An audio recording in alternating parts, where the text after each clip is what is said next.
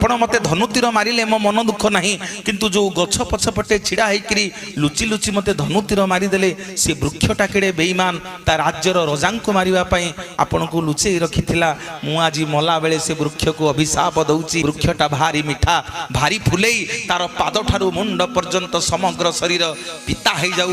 ଯିଏ ତାକୁ ପାଟିରେ ଲଗେଇବ ସମସ୍ତେ ତାକୁ ଥୁ ଥୁ କରନ୍ତୁ। ପ୍ରଭୁ ରାମଚନ୍ଦ୍ର ତଥାସ୍ତୁ କରିଦେଲେ। ଯିବାକୁ ବାହାରିଛନ୍ତି, ବୃକ୍ଷଟି ଗୋଡ଼ ତଳେ ପଡ଼ିଗଲା। କହିଲା ଠାକୁରେ ଭଲ ଆପଣ ଯିବେ, ଆପଣଙ୍କ ସ୍ତ୍ରୀ କି ଆଣିବେ, ମତେ ବାଳି ଅଭିଶାପ ଦେଲା, ମୋ କଥା ବୁଝିକିରି ଯାଆନ୍ତୁ। ସେଇଠି ପ୍ରଭୁ ରାମଚନ୍ଦ୍ର ସେ ବୃକ୍ଷକୁ କୁଣ୍ଢେଇ ପକେଇଲେ। କହିଲେ ମନ ଦୁଃଖ କରିନା ରେ ବୃକ୍ଷ, ମନ ଦୁଃଖ କରିନା। ତୋତେ ଯେମିତି ଆଜି ବିନା କାରଣରେ ବାଳି ଅଭିଶାପ ଦେଇଛି, ତୋର ସମଗ୍ର ଶରୀର ପିତା ହେଇଯାଇଛି, ତୋ ଭାର ମୁଁ ନେବି ରେ। କାଲି ଯେତେବେଳେ କଳି ଯୁଗରେ ଜଗନ୍ନାଥ ଅବତାର ନେବି, ସମଗ୍ର ଜଗତ ତତେ ଲିମ୍ବ ଲିମ୍ବ ବୋଲି ଜାଣିବ।